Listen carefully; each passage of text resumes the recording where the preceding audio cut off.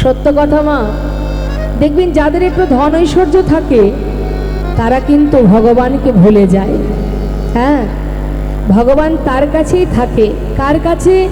এ জগতে যেজন যার কেউ নেই, যার কিচ্ছু নেই, সে দেখবেন কাকে ডাকে?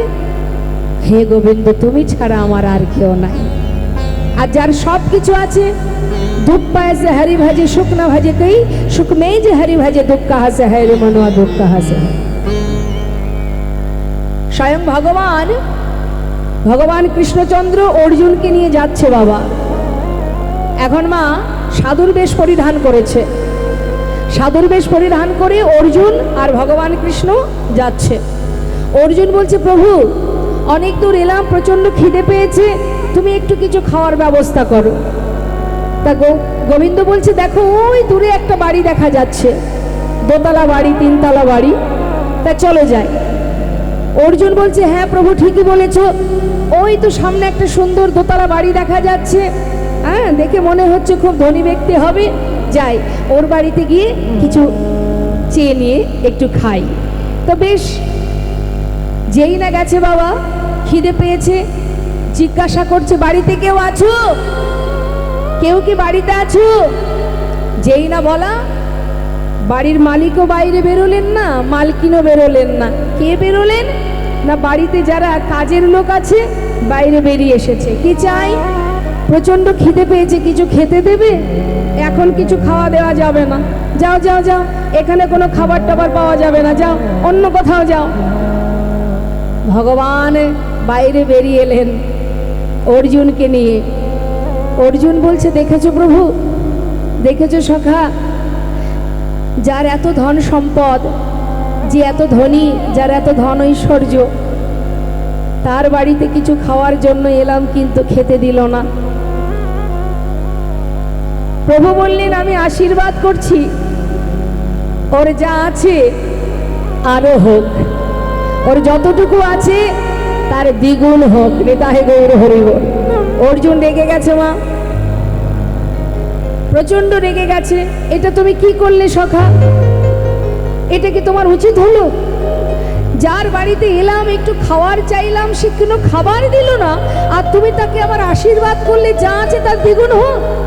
বলে, হ্যাঁ আশীর্বাদ করলাম। কেন করলে? অত তোমায় বুঝতে হবে না, চলো দেখি আর কারোর বাড়ি কিছু পাওয়া যায় কিনা। বেশ কিছুটা দূরে গিয়ে দেখছি একটা ছোট্ট কুড়ে ঘর, খড়ের ছাওয়া চাল, একটা বুড়িমা, বয়স্ক বুড়িমা, তিনি ঘরের মধ্যে বসে আছে। গিয়ে ডাকছে, বলি, ও বুড়িমা, কিছু খাওয়ার হবে তোমার ঘরে?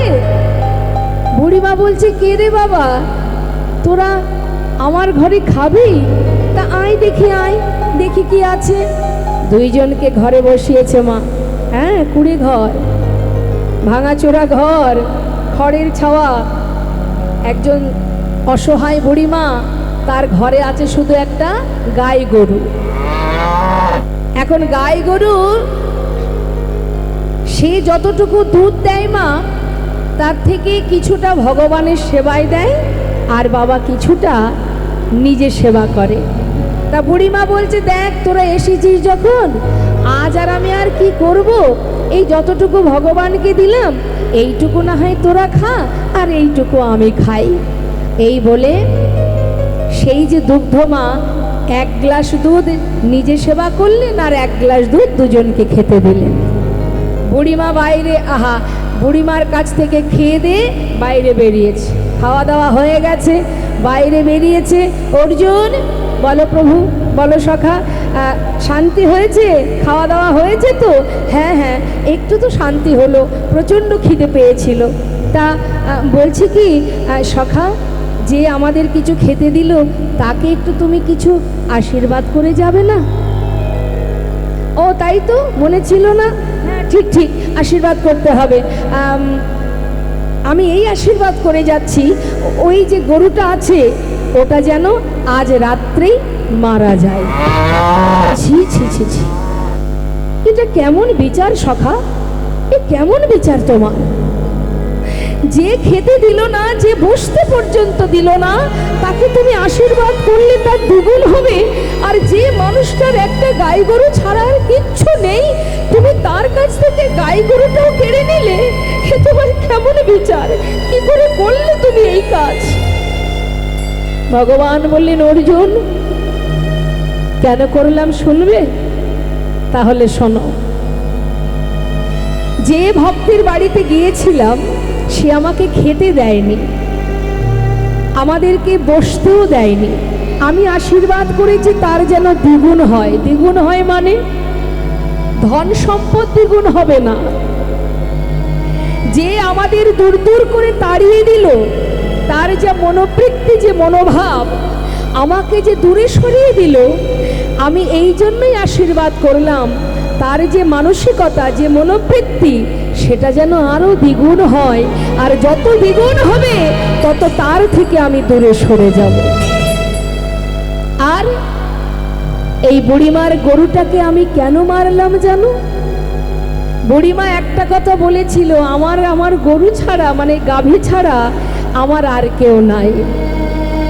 এই বুড়িমার এই গরুটা তার অহংকার, যে আমার একটা গরু আছে, আমার একটা গাভী আছে।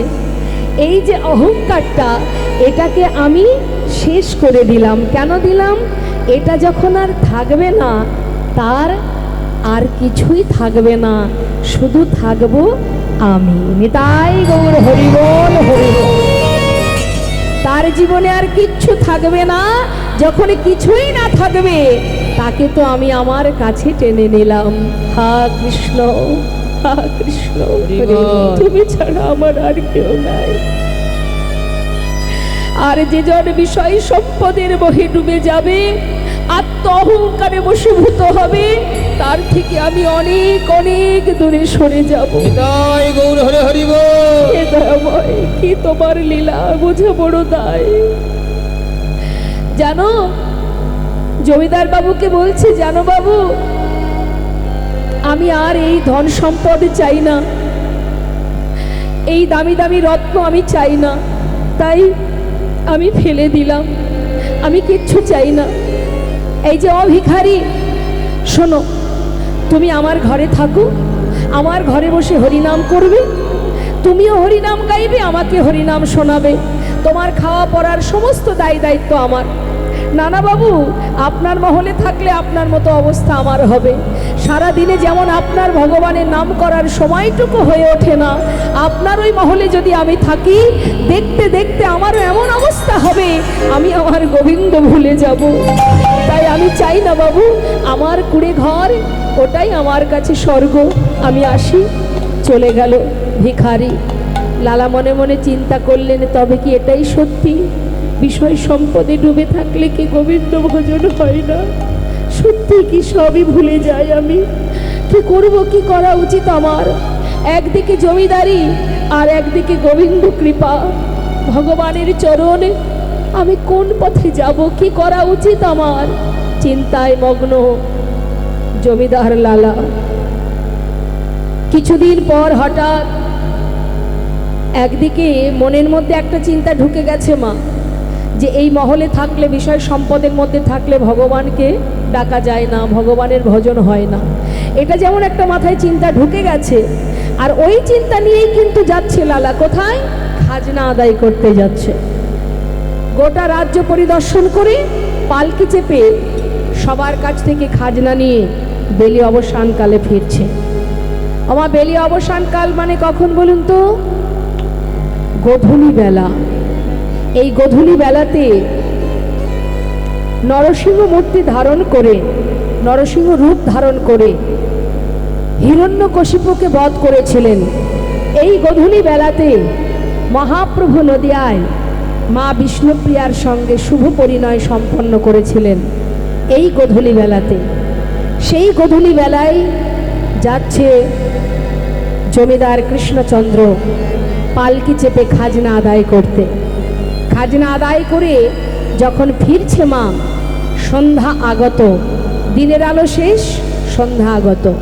ঠিক সেই সময়, আপনারাও জানেন সেই সময়টা তো যখন আসছে পালকি চেপে, ঠিক সেই সময় রজকন্যা মানে ধোপার মেয়ে, যারা কাপড় কাচে তাদের বলে ধোপা, আর সেই ধোপার মেয়ে রজকন্যা চিৎকার করে তার বাবাকে ডেকে বলছে, বাবু গো,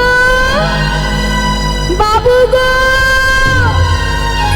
বেলা যায়, বাসনায় আগুন দাও, বাবু গো। কি বলছে মা? বেলা যায়, বাসনায় আগুন দাও। আগেকার সময়ে বা কাপড় পরিষ্কার করতে গেলে এত ডিটারজেন্ট ছিল না। কলার শুকনো পাতাকে বলা হয় বাসনা। বাসনাকে পোড়ালে যে খার মানে যে ছাইটা পাওয়া যায়, ওটা দিয়েই কিন্তু কাপড় পরিষ্কার করা হতো। তাই রজকন্যা বলছে, বাবু বেলা যায়, বাসনায় আগুন দাও। আর এই কথাটা প্রতিধ্বনি হচ্ছে, আর জমিদার লালা তিনি ফিরছেন। মা যখন ফিরছেন, ওই পালকির ভিতর থেকে পর্দা সরিয়ে ওই কথাটা তিনি ভালো করে মন দিয়ে শুনছে। কি বলছে? বেলা যায়,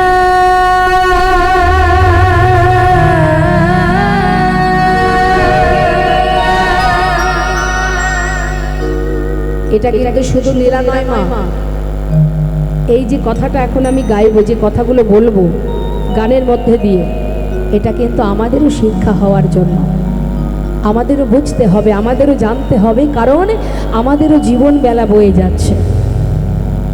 তাই লীলা মানেই জীব শিক্ষা। বেলা যায়,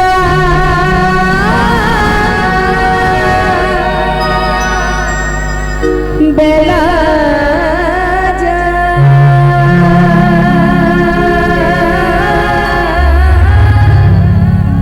বেলা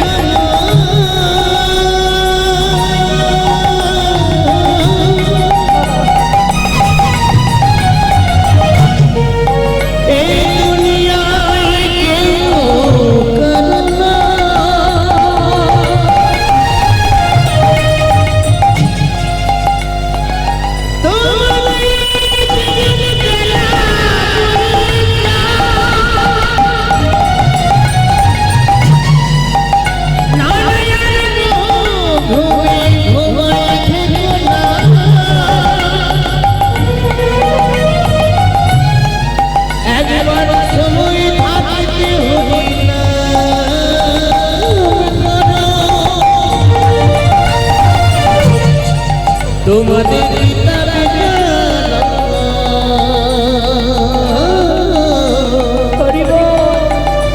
দূরে যাবে বেলা গেল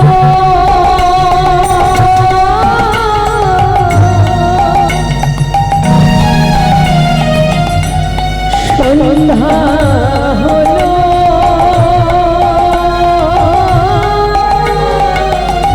বেলা গেল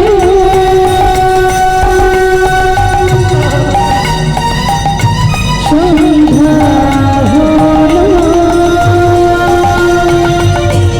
ফিরে এসো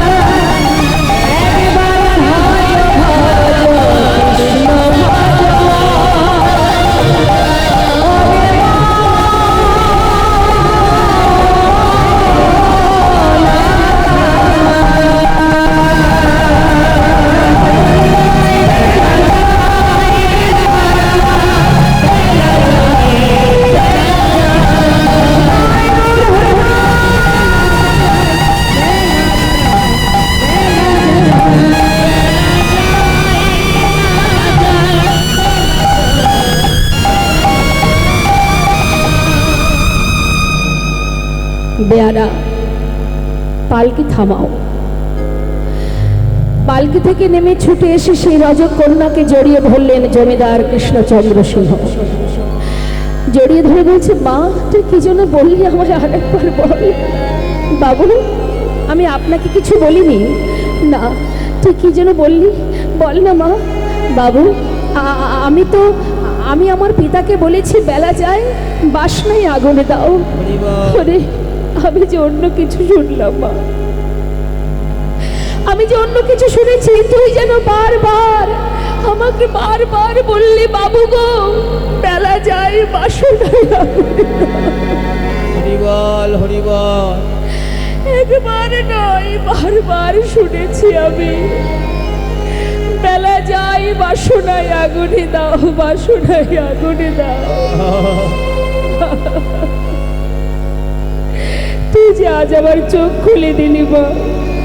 সত্যি তো কামনা বাসনার পিছনে ছুটতে ছুটতে জীবন বেলা হয়ে যায় মা।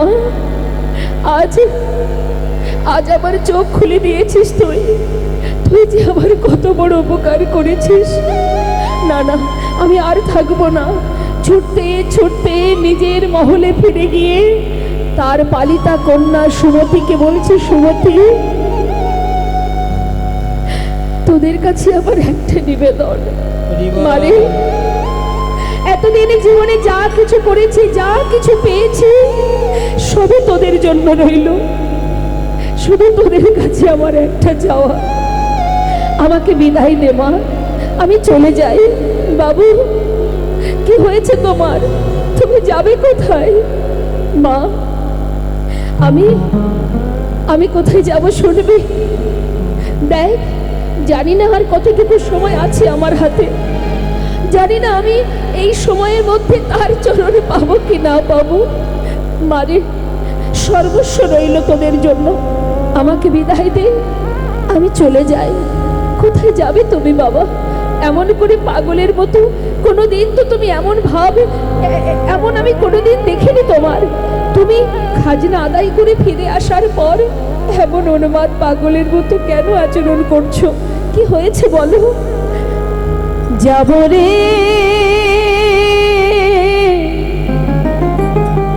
যাব আমি কৃষ্ণ ভজনে, যাব আমি মধুর বৃন্দাবনে।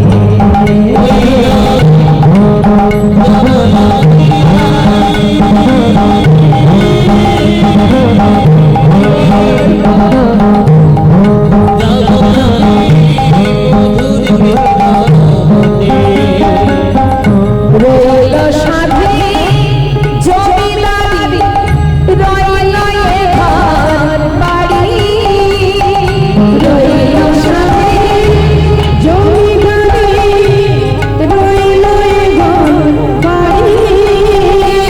বৃন্দাবনে চলে যাও সব কিছু ছাড়ি।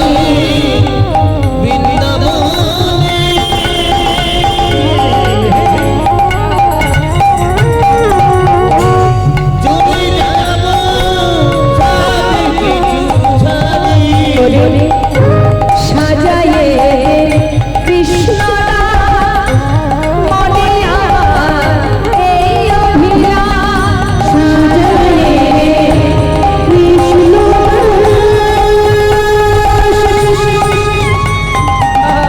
মনে আমার এই অভিলাষ।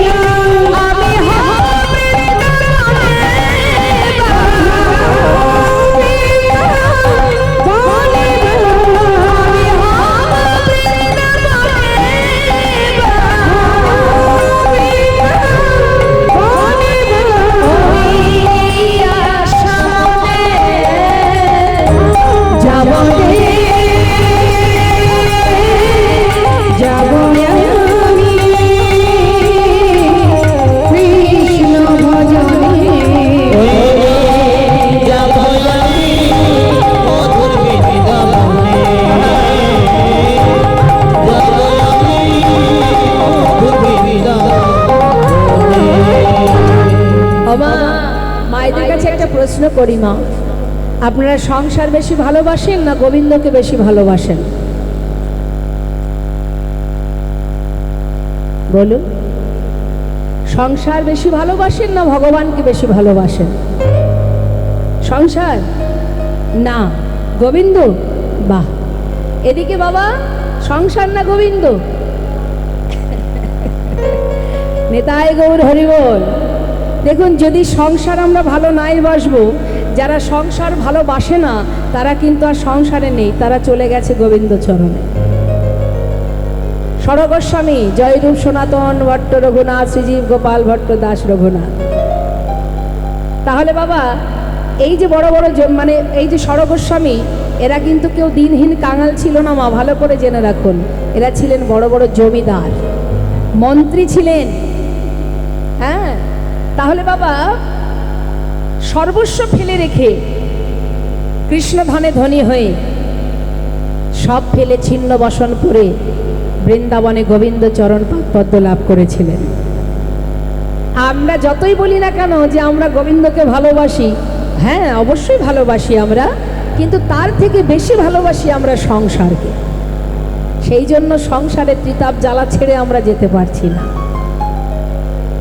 আজ এত বড় জমিদার সেই কৃষ্ণচন্দ্র বাবু আজ সর্বস্ব ফেলে নিজের জমিদারি সুখ স্বাচ্ছন্দ্য, যিনি মস্ত বড় জমিদার।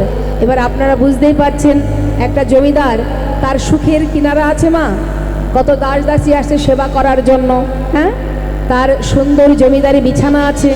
তাহলে এত সুখ ফেলে রেখে একটা ছিন্ন বসন পরে সারা গায়ে হরিনাম কৃষ্ণ নাম লিখে এবার চিরতরে বিদায় নিলেন বৃন্দাবনের পথে। এই জন্য ভক্তের জীবনী শুনতে হয়। আমরা মনে করি আমরা বড় ভক্ত, কিন্তু ভক্ত প্রকৃত কাকে বলে লীলা না শুনলে বোঝা যাবে না মা। চললেন প্রাণ কৃষ্ণ সিংহের সন্তান লালাবাবু অর্থাৎ কৃষ্ণচন্দ্র। সুমতি অর্থাৎ পালিতা কন্যা বলে উঠলেন, বাবা মায়ের কাছ থেকে বিদায় নেবে না, মাকে জানাবে না? না, তোর মাকে যদি বলি তোর মা আমায় আর যেতে দেবে না, তাই মা আমি শুধু তোকে জানিয়ে গেলাম। রইল এই সমস্ত সুখ স্বাচ্ছন্দ্য, রইল এত ধন ঐশ্বর্য, টাকা পয়সা, বাড়ি গাড়ি, সব রইল তোদের জন্য। এবার আমায় বিদায় দে মা, আমি চলে যাই। কোথায় যাবে? আমার নিজের ঘরে, আমার নিজের বাড়িতে। বিদায় নিয়ে এবার চললেন মা। চিরতরে সর্বস্ব পরিত্যাগ করে নাম করতে করতে চললেন। দেখতে দেখতে 2 মাস কেটে যায়। পথে চললেন একাকী, নাম গাইতে গাইতে। পথ চলিতে আর বলিতে, পথ চলিতে আর বলিতে, পথ চলিতে আর বলিতে, এই পথ চলিতে আর বলিতে, তোমরা লাহ লাহ কৃষ্ণ নাম, মধুর নাম, হরি নাম, কৃষ্ণ নাম, হরি নাম, কৃষ্ণ নাম, তোমরা লাহ কৃষ্ণ নাম, মধুর নাম, হরি নাম।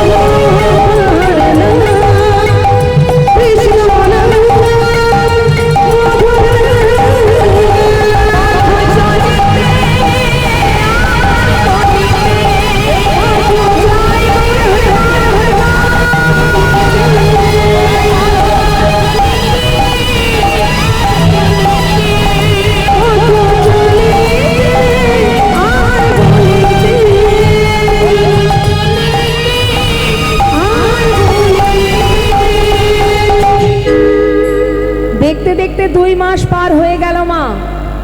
এসে দাঁড়ালেন জমিদার কৃষ্ণচন্দ্র বৃন্দাবনে।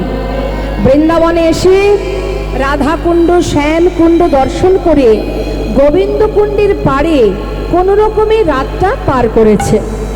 রাত্রি পার হয়ে যেই না সকাল হয়েছে, প্রভাত হয়েছে, দেখছে ব্রজমাইরা মাথায় করে সবাই মিলে একটা করে ডালা সাজিয়ে সারি সারি যাচ্ছে। জিজ্ঞাসা করছে, লালাবাবু জিজ্ঞাসা করছে, এই যে ও ব্রজবাসী, তোমরা সবাই কোথায় যাচ্ছ? নতুন এসেছো বুঝি? হ্যাঁ, আমি নতুন এসেছি। আমরা বাঁকা বিহারে ভোগ লাগাতে যাচ্ছি গো। বাঁকে বিহারীর ভোগ দিতে? হ্যাঁ, সে কি অনেক দূর? বেশি দূর নয়? আমি তো চিনি না, আমাকে একটু নিয়ে যাবে? নিয়ে যাবো, চলো। কেন নিয়ে যাব না? চলো, তবে আমরা সবাই মিলে যে নাম গাইতে গাইতে যাব, তুমিও শুনে শুনে সেই নাম গাইতে গাইতে যাবে। বেশ, তাই হবে। এবার ব্রজমাইরা সবাই গাইতে গাইতে যাচ্ছে মা, আর পিছনে পিছনে যাচ্ছেন জমিদার কৃষ্ণচন্দ্র। তা ব্রজমাইরা কি গাইছে মা? সবাই মিলে আমরা গাইবো, কেমন? প্রত্যেকে গাইব। একটু হাত তুলতে হবে। মায়েরা হাত তুলুন, হাত তুলুন। কই দেখি কার কার হাত আছে। রাধে রাধে। আমরা তো সবাই লীলার সাথে সাথে যাচ্ছি, তাই না মা? তা চলুন, আমরা কেন দেরি করব, আমরাও সবাই যাব। রাধে রাধে রাধে রাধে রাধে রাধে বল, রাধে রাধে রাধে রাধে রাধে রাধে বল,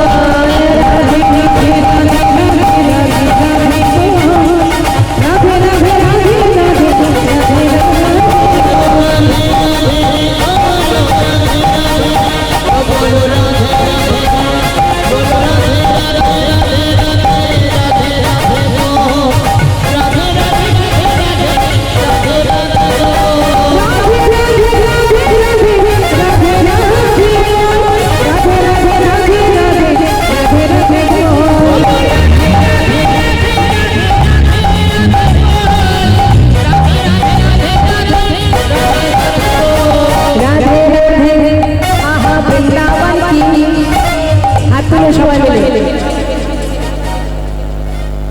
আমার সঙ্গে সবাই মিলে গাইবে। এখন মা আস্তে আস্তে আস্তে ছোট ছোট বাচ্চা দুটোকে আপনারা একবার একটু দেখুন, আশীর্বাদ করুন। আপনাদের কাছ থেকে আশীর্বাদ অবশ্য প্রয়োজন। এরাও কিন্তু কীর্তনিয়া। আপনাদেরই কোথায় বাড়ি মানা তোমাদের? মালঞ্চতেই ওদের বাড়ি। তো আপনারা সবাই গুরুজন, ওদেরকে আপনারা দুহাত ভরে আশীর্বাদ করবেন। ভক্তি রাজ্যে যখন প্রবেশ করেছে, ভক্তি জগতে যখন পা বাড়িয়েছে, যেন কৃষ্ণ ভক্তি হয়, গুরু কৃপা হয়। আপনাদের আশীর্বাদে যেন আপনাদের সবার নয়নের মণি হতে পারে। তোমাদের নামগুলো বলে দাও একটু। নাম কি? বর্ণিতা বাড়ুই। আর তোমার নাম? ত্রিতাস। ত্রিতাস মণ্ডল। আশীর্বাদ করবেন আপনারা। ওরা সবেমাত্র গান শিখছে, টুকটাক এদিক ওদিকে লীলা করে, তো আপনারা আশীর্বাদ করবেন। ওরা খুব ভালোবাসে আমাকে, সেই জন্য এসেছে। তা ওদেরকে নিয়েই আমরা একটু সবাই মিলে আনন্দ করি, কেমন? হ্যাঁ। এখন মা লালাবাবু যাচ্ছে পাঁচু পাঁচু। যখনই দেখছে ব্রজমাইরা সবাই রাধা নাম গাইছেন, আর লালা কি করেছে, পাঁচু পাঁচু যাচ্ছে। তিনি গাইতে গাইতে যাচ্ছে। কি গাইছে? কৃষ্ণ কৃষ্ণ, আহা কৃষ্ণ কৃষ্ণ কৃষ্ণ কৃষ্ণ কৃষ্ণ কৃষ্ণ বল, কৃষ্ণ কৃষ্ণ কৃষ্ণ কৃষ্ণ কৃষ্ণ কৃষ্ণ।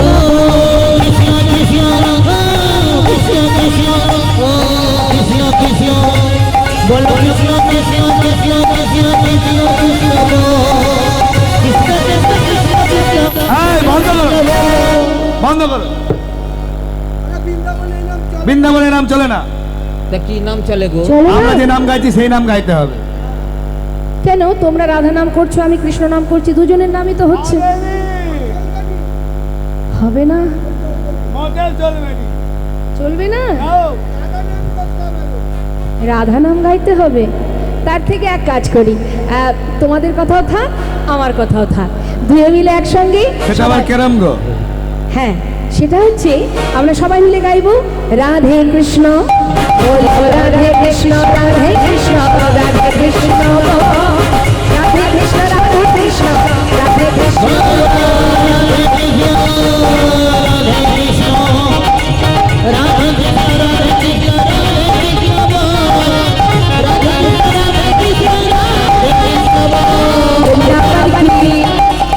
আপনারা সবাই রাধে কৃষ্ণ বা রাধে রাধে বলবেন, আর আমি এক একটা জায়গার নাম বলবো, কেমন?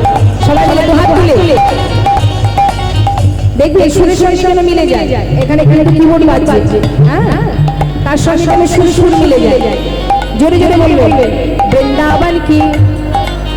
হয়নি? আরো জোরে, কোথায় গেল জোরগুলো? মায়েরা তো খুব ঝগড়া করেন, করেন না মা? তা ঝগড়া করার সময় বাড়ির মালিক যদি বলে ও গিন্নি একটু আসতে বলো না, আস্তে আস্তে, বলে রাখো তো, জিততে আমাকে হবে। আজকে কিন্তু ঝগড়াটা ওই পাড়াপড়শির সঙ্গে নয়, বাড়ির লোকের সঙ্গে নয়, আজকে আমরা সবাই চিৎকার করে রাধা নাম গাইবো। হ্যাঁ, উচ্চস্বরে দেখি সবাই মিলে হাত তুলে তুলে, হ্যাঁ? প্রত্যেকে তুলবেন।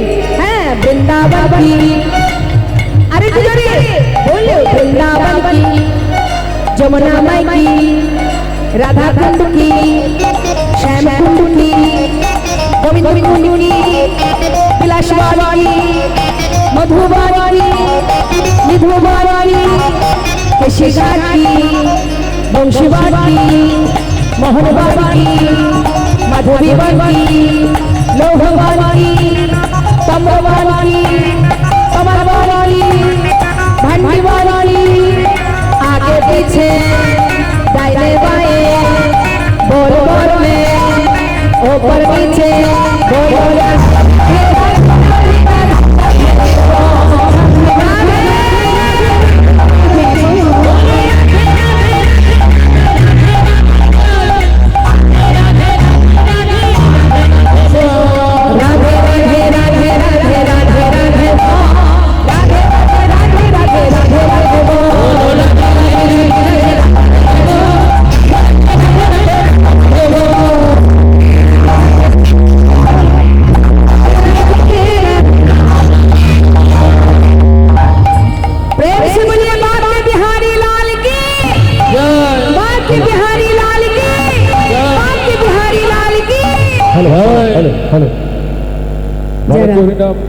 একটুখানি দিদি মালব্য হরিনাম সেবা সমিতির পক্ষ থেকে মাননীয় শম্পা গোস্বামীকে বরণ করে নেওয়া হচ্ছে। বরণ করে নিচ্ছেন মালব্য হরিনাম সেবা সমিতির মহিলা সদস্য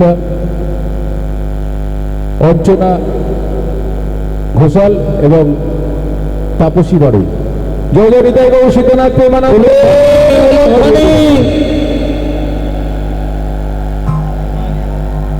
হরিনাম সেবা সমিতির পক্ষ থেকে উত্তরীয় করিয়ে বরণ করে নেওয়া হলো এবং আমাদের সংগঠনের পক্ষ থেকে একটি স্মারক উপহার দেওয়া হলো। রাধে।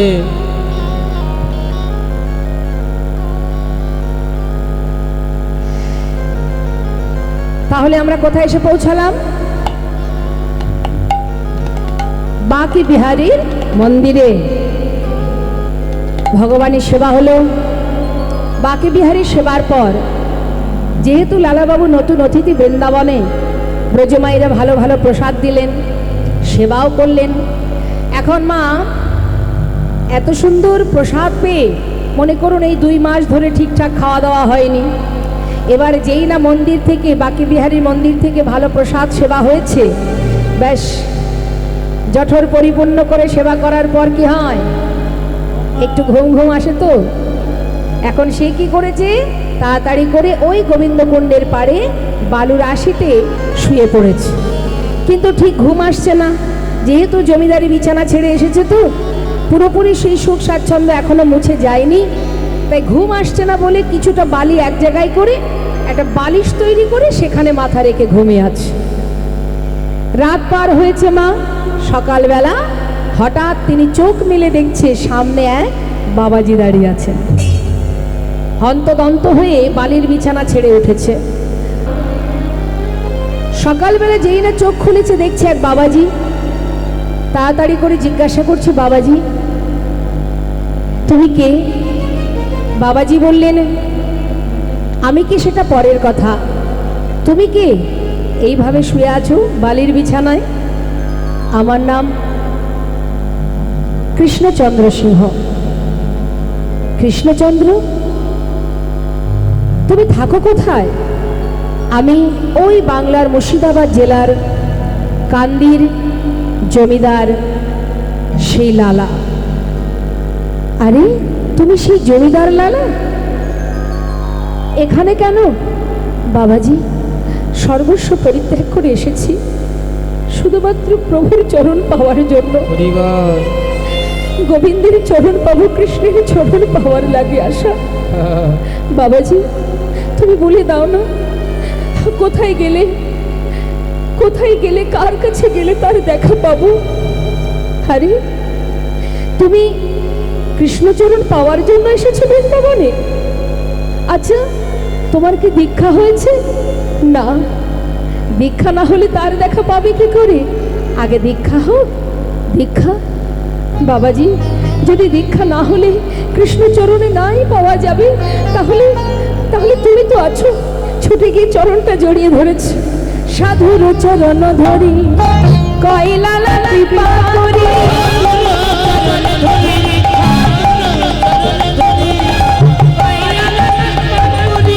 অধমেরে কদমে ভিক্ষা,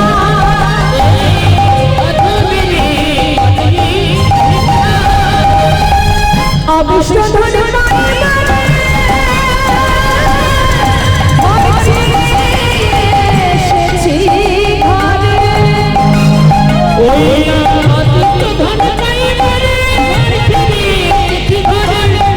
অবিষ্ট ধনে ঘর ছেড়ে এসেছি,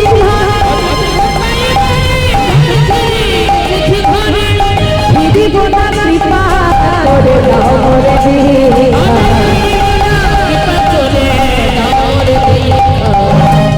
ঘর ছেড়ে এসেছি ঘরে,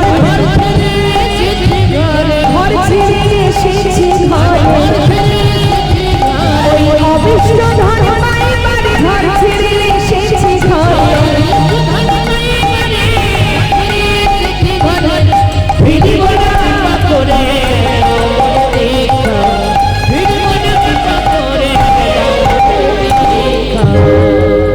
এক ব্রজবাসী বলে উঠলেন, ইনি হলেন বৃন্দাবনের কৃষ্ণদাস বাবাজি। যদি চরণ ধরতে পারো তাহলে কিন্তু তোমার অনেক লাভ হবে। চরণ ধরো, তার কৃপা যদি পাও তাহলে অবশ্যই তুমি গোবিন্দ দেখা পাবে। বাবাজি, বাবাজি কৃপা করে তুমি আমায় বলো, তুমি আমায় দীক্ষা দাও, তুমি আমায় মন্ত্র দাও। বাবাজি বললেন, তবে শোনো লালা, যদি মন্ত্র নিতে চাও, দীক্ষা মন্ত্র যদি নিতেই চাও, তাহলে আমি যা বলবো তোমাকে তাই করতে হবে। বেশ, আমায় কি করতে হবে বাবাজি? শোনো, দীক্ষা যখন তখন দেওয়া যায় না, তার একটা উপযুক্ত সময় লাগে। মন চাইলে দীক্ষা হবে না, আগে কর্ম করো। এসেছো গোবিন্দের সংসারে, তা গোবিন্দের সংসারে যখন এসেছো, সংসারে কর্ম করো। তোমার কর্মে যখন ভগবান সন্তুষ্ট হবেন অবশ্যই আমি জানতে পারবো, আর তখন আমি তোমায় মন্ত্র দিয়ে যাব। যেই না বলা মা, লালা বলে উঠলেন, তাহলে আমাকে কি কর্ম করতে হবে সেটা আমায় বলে দাও। কর্ম যা বলবো তাই করবে তো? হ্যাঁ, কি করতে হবে বাবাজি? ও মা, যে এত বড় জমিদার, এতদিন যে জমিদারি করেছে, এত ধন ঐশ্বর্য নাড়াচাড়া করেছে, আজকে তার কাঁধে তুলে দিল ভিক্ষার ঝোলা। শোনো, ধরো ধরো লালা ভিক্ষার ঝুলি কাঁধে, ধরো লালা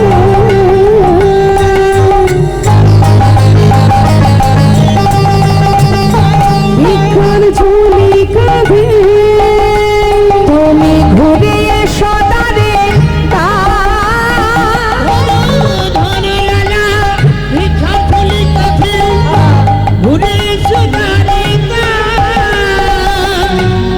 আর কি করবে? মুখে রাধা ভিক্ষা মেগে না, কৃষ্ণ পদ পরশা, রাধা গুণ গাও ভিক্ষা মেগে নাও, কৃষ্ণ পদ করুষা। তারে লাগে ভিক্ষা মেগে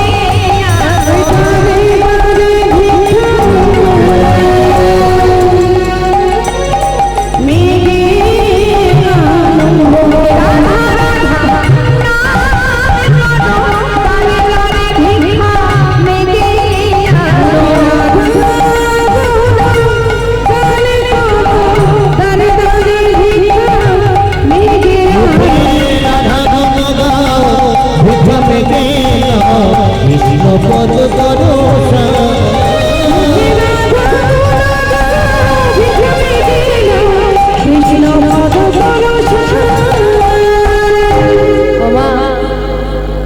দ্বারে দ্বারে ভিক্ষা করে প্রতিদিন ওই বাবাজির কথা মতো।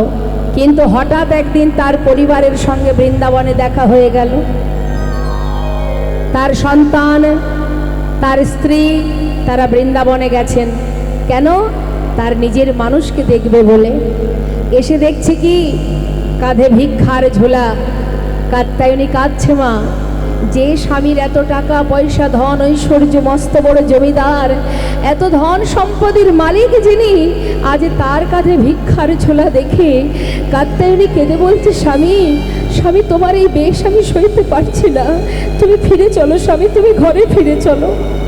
লালা বলে উঠলেন, কাত্যায়নী, আমি আর কোথায় যাব বলো? আমি তো সব ছেড়ে চলে এসেছি, আমার নিজের ঘরে এসেছি, আমি আর অন্য কোথাও যাব না, তোমরা ফিরে যাও। তখন তার সন্তান নারায়ণ বললেন, বাবা, তুমি যদি ফিরে না যাও তাহলে এক কাজ করি, এই বৃন্দাবনে তোমার একটা থাকার জায়গা করে দিই। বেশ। সেই সময় নারায়ণ একটি মন্দির নির্মাণ করেছিলেন, মা, যেটা আজও বর্তমান। আপনারা দর্শন করেছেন যারা বৃন্দাবনে গেছেন, রাধাকুণ্ডের পাশেই আছে লালাবাবুর মন্দির। তার পুত্র নারায়ণ সেই মন্দির নির্মাণ করে ওই মন্দিরে যে বিগ্রহ স্থাপন করেছিলেন, সেই বিগ্রহের নাম কৃষ্ণচন্দ্রমা। সেই বিগ্রহ স্থাপন করেছিলেন ঠিকই, সেখানে থাকতেন লালা, কিন্তু লালা নিজে হাতে কোনোদিন ভগবানের সেবা দিতে পারতেন না, মা। কারণ তার তো দীক্ষা হয়নি। দীক্ষা না হলে কি করে ভগবানের সেবা দেবে? এখান থেকে আপনারাও বুঝে নেবেন, আমাকে আর ভেঙে বোঝাতে হবে না যে দীক্ষা অবশ্যই প্রয়োজন। দীক্ষা না হলে, গলায় যদি তুলসীর মালা পরিধান না করেন, ভগবান তুলসী ছাড়া কিছুই গ্রহণ করেন না। এটা আপনারা জানেন যে ভগবানকে ভোগ দিতে গেলে সেই পাত্রে তুলসী পাতা দিতে হয়, তাই না? তাহলে তুলসী ছাড়া তিনি যদি কোনো কিছুই গ্রহণ না করেন, আমার অঙ্গে যদি তুলসী না থাকে, তাহলে আমাকেই তো তিনি গ্রহণ করবেন না। তাই অবশ্যই মন্ত্র নিতে হবে, গুরু কৃপা লাভ করতে হবে। তা লালা কিন্তু, মা, দীক্ষা পায়নি বলে সে কিন্তু ভগবানের সেবা দিতে পারে না। তাই মন্দিরে এক পূজারী রেখেছে ওই মন্দিরে ভোগ নিবেদনের জন্য। আর এটাই তার দুঃখ মনে যে আমি কেন তাকে নিজে হাতে সেবা দিতে পারি না, আমার অপরাধটা কোথায়? প্রতিদিন ভিক্ষা করে বটে, কিন্তু নিজে হাতে সেবা দিতে পারে না। আর পূজারী যখন মন্দিরে ভোগ নিবেদন করে, আরতি করে, লালা মন্দিরের বাইরে দরজার বসে বসে ভগবানের দিকে তাকিয়ে থেকে চোখের জলে বুক ভাসিয়ে কাঁদে। হরিবল হরিবল। কাঁদে আর বলে, আমি কেন তোমায় সেবা দিতে পারি না প্রভু? কি আমার অপরাধ? একটিবার বলে দাও। তুমি যদি বৃন্দাবনে থেকে থাকো তবে আমার ডাকে একবার সাড়া দাও। কতদিন পর, কবে আমি তোমায় নিজে হাতে সেবা দেব? তুমি একবার বলো প্রভু। এইভাবে প্রতিদিন মন্দিরের দরজায় বসে বসে ভগবানের আরতি দর্শন করে আর মনের দুঃখ জানায়। হঠাৎ পূজারীকে ডেকে বলছে, পূজারী, জানো পূজারী, আমি তো প্রতিদিন ভিক্ষায় যাই, আজ আর ভিক্ষা করতে ভালো লাগছে না। পূজারী, আমি একটু ওই যে সম্মুখে গুহা আছে, ওই গুহায় বসে বসে একটু ভজন করব, তুমি আমাকে একটু প্রসাদ দিয়ে এসো, কেমন? ঠিক আছে। লালা কিন্তু আর ভিক্ষায় যায়নি, মা। সে কি করেছে, ওই গুহার মধ্যে গিয়ে বসে বসে ভজন করছে। আজ আর ভিক্ষা করব না, গুহার মধ্যে বসে ভজন গাইব, প্রভুর নাম করব। আর বসে বসে প্রতিজ্ঞা করে ফেলেছে। মা, কি প্রতিজ্ঞা? দয়াময়, শুনেছি নাকি তোমাকে যদি কেউ ডাকার মতো ডাকে, তুমি নাকি তার ডাকে সাড়া দাও। এ কথা যদি সত্য হয়, এই গুহার মধ্যে আমি প্রতিজ্ঞাবদ্ধ হলাম, যতদিন তোমার দেখা না পাবো আমি আর গুহা থেকে বাইরে বেরোবো না। এই তো ভক্ত, মা। ভক্তই পারে ভগবানের কাছে জোর খাটাতে। আমি তো ভক্তই হতে পারলাম না, তাহলে তার কাছে জোর খাটাবো কি করে, তাই না? কঠিন প্রতিজ্ঞা। আমিও দেখতে চাই তুমি আমার ডাকে সাড়া না দিয়ে কেমন করে দূরে থাকতে পারো।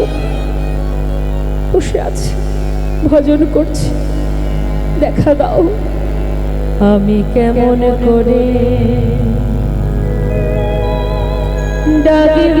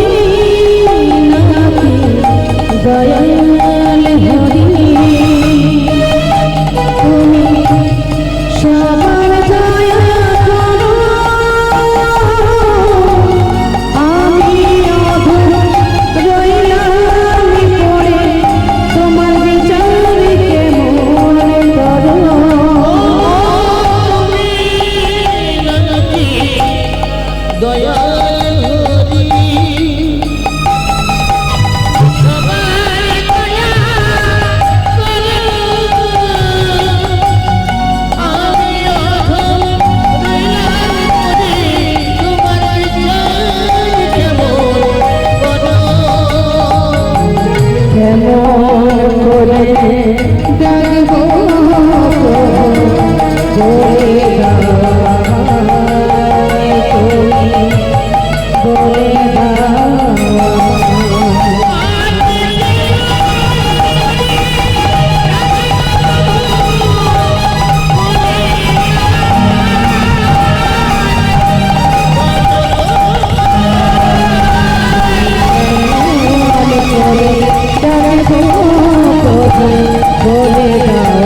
আমায় তুমি, বলে দাও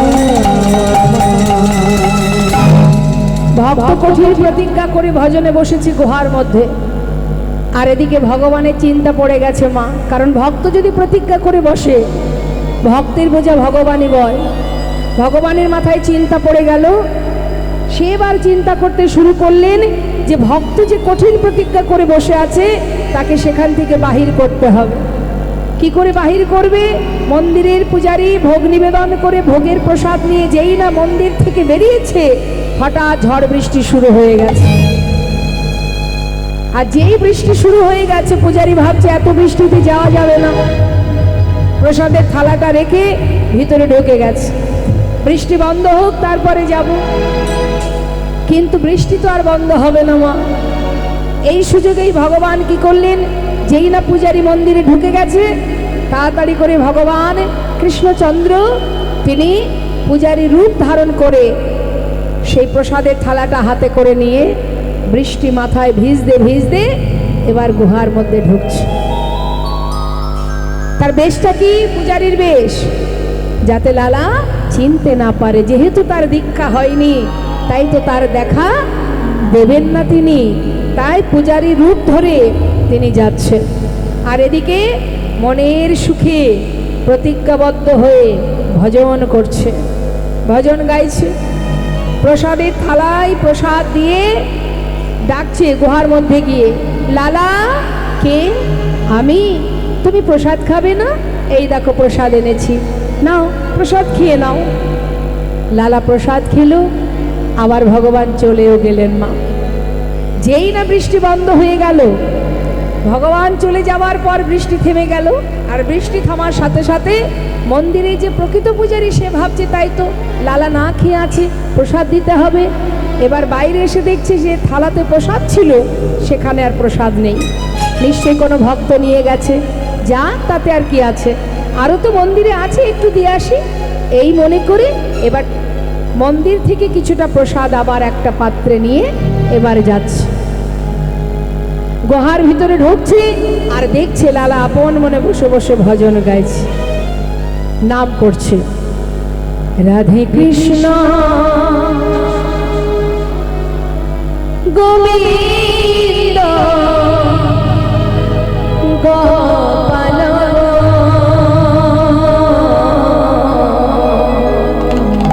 রাধা রমণ হরি হরি হরি রাধে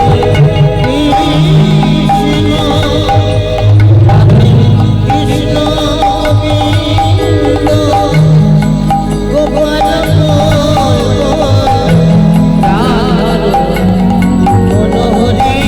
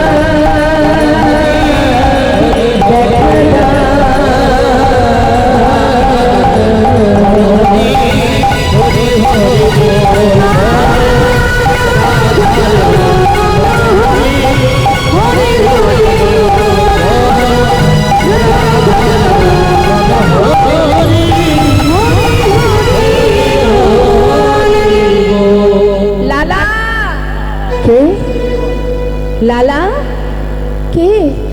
আমি পূজারি। তুমি প্রসাদ খাবে না? প্রসাদ আমি তো খেয়েছি। খেয়েছো? খেয়ে দিয়েছে তোমায়? কেন? তুমি তো এসেছিলে, আমাকে প্রসাদ দিলে, আমি প্রসাদ খেলাম, তুমি চলে গেলে, আমি প্রসাদ দিয়েছি? লালা, না না, আমি তো আসিনি। এই তো সবে এলাম, আমি এই প্রথম এলাম। কি বলছো পূজারি? তুমি কি বলছো? বিশ্বাস করো, ঠিক তোমার মতো দেখতে, তোমার মতো বেশ, তোমার মতো কণ্ঠস্বর। আমি তো ভেবেছি তুমি এসেছিলে, তুমি প্রসাদ দিয়েছো আমায়। লালা, বিশ্বাস করো, আমি তোমার কাছে আসিনি, আমি তোমায় প্রসাদ দিইনি লালা। পূজারি, তুমি কে এসেছিল পূজারি? তুমি বলে দাও। লালা, সে এসেছিল তোমার কাছে, তার কৃপা হয়েছে লালা, তার কৃপা হয়েছে, কিন্তু তুমি তাকে চিনতে পারলে না। পূজারি, কে? কার কথা বলছো তুমি? বলো না পূজারি, তুমি কার কথা বলছো? কে এসেছিল আমার কাছে? কে আমায় প্রসাদ দিয়ে গেল? পূজারি,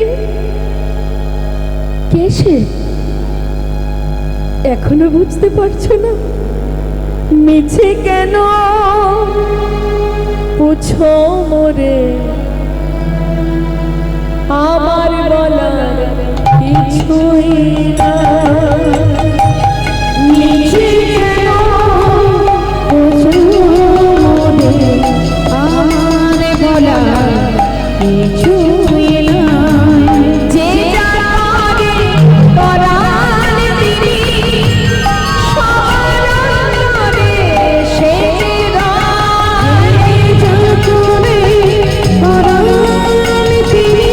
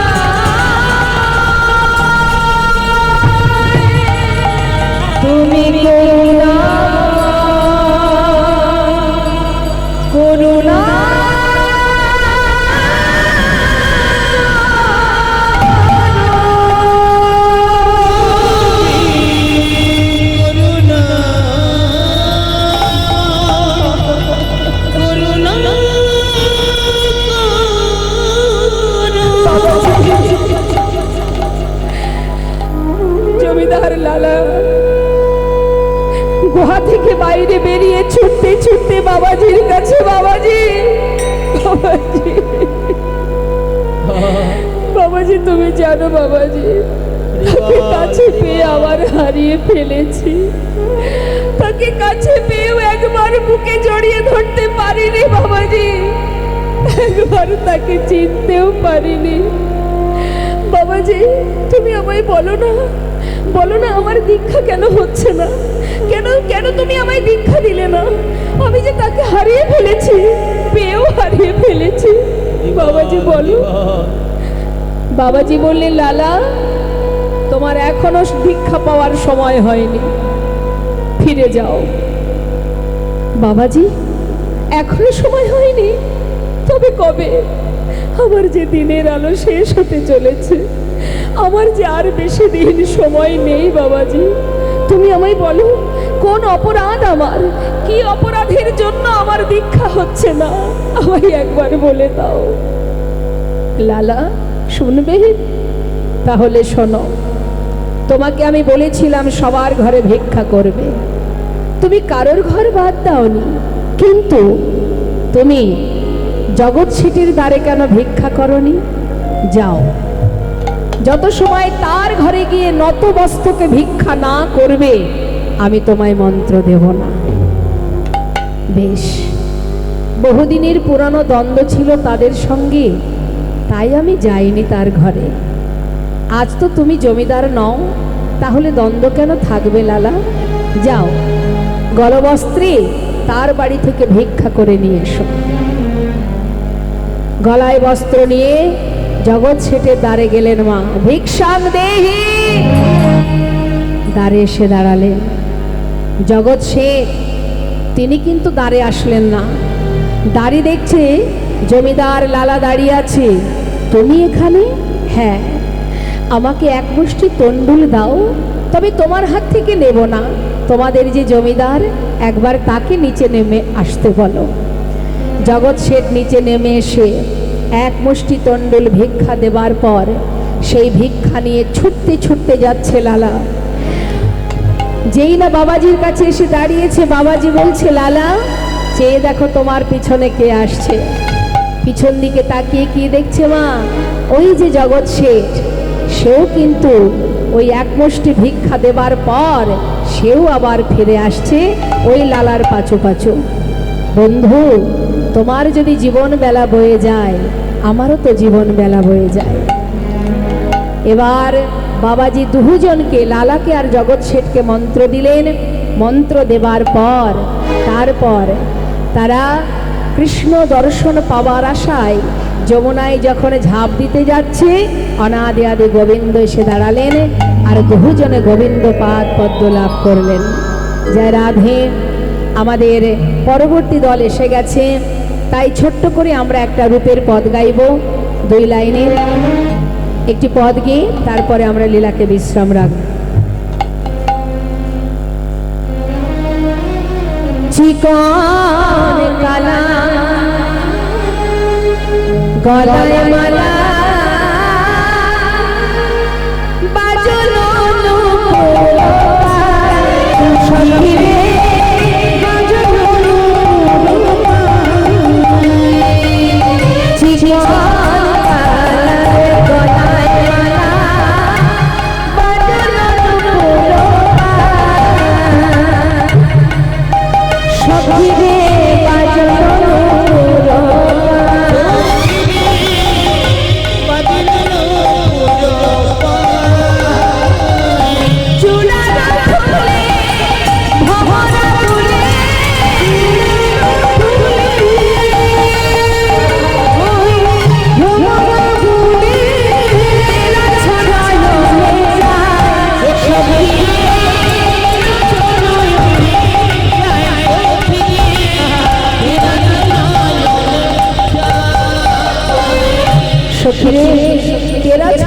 চাই আমার পরাণ বধূ।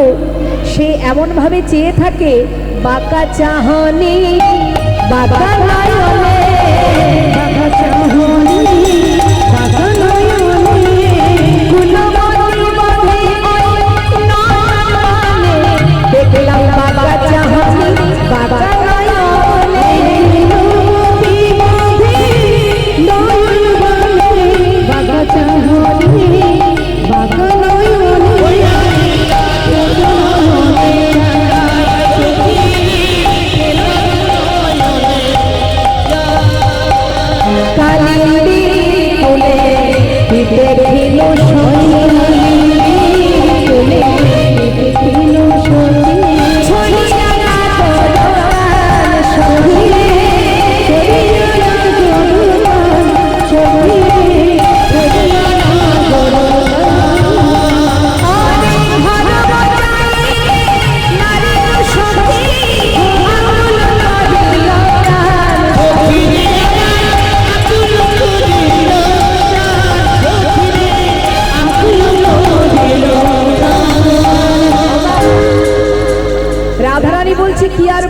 আমার বধুর নয়ন বাঁকা আর মাথার চূড়া বাঁকা, চূড়ার ফুলে ভরা ফুলে ওরে চূড়ার ফুলে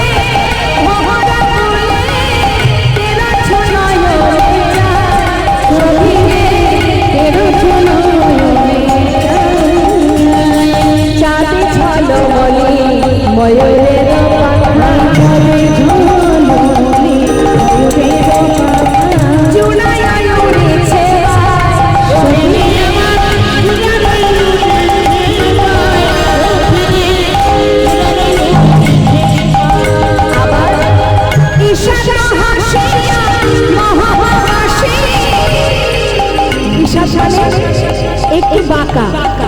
আমার গোবিন্দ এমন চতুর মা, কেউ যদি হা হা করে হাসে কেউ কিছু মনে করবে না, কিন্তু সে হাসে কেমন করে, ঠোঁটটা একটু বেঁকিয়ে বাঁকা করে, হ্যাঁ, যাতে যুবতী কুলবতীর মনও ভুলে যায়। ঈশা তো হাসিয়া মহাবাসী মধুর মধুর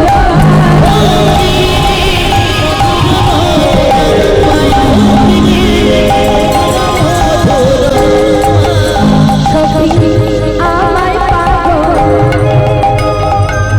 লিলি কইল রে, সখী আমায় পাগল লিলি কইল রে, ওই মহামিয়ার মধুর হাসি, ওই আমায় পাগল লিলি কইল রে,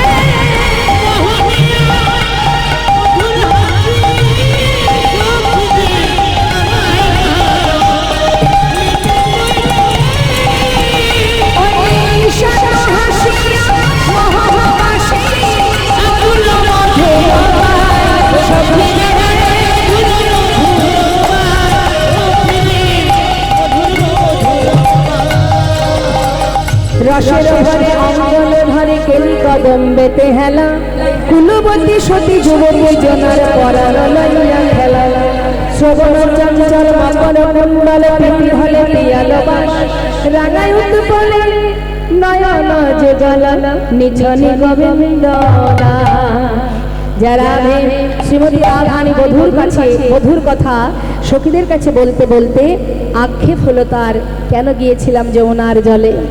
আক্ষেপ করতে করতে হঠাৎ গোবিন্দের বাঁশি বেজে উঠল, আর যেই না বাঁশি বাজলো শ্রীমতী রাধারানী বললেন, সখী ওই দেখ বাজলো শ্যামের বাঁশি, আর নয় এবার যেতে হবে। রাধারানী আমার সুন্দর করে সাজছেন, আপনারা দর্শন করুন পরবর্তী লীলা, রাসলীলা, ভগবানের শ্রেষ্ঠ লীলা, শ্রী শ্রী রাসলীলা। জয় রাধে। সবাই মিলে একসঙ্গে একবার বলবো, নিতাই গৌর হরি বল, নিত্যানন্দ বল, শ্রী অদ্বৈত বল, শ্রী গদাধর বল, হরি বল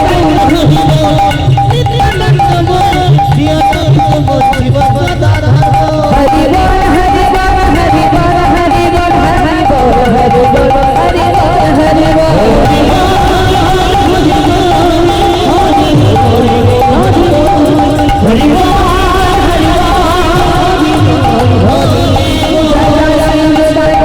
প্রেমানন্দে হরি হরি বল, রাধা গোবিন্দ প্রেমানন্দে হরি হরি বল।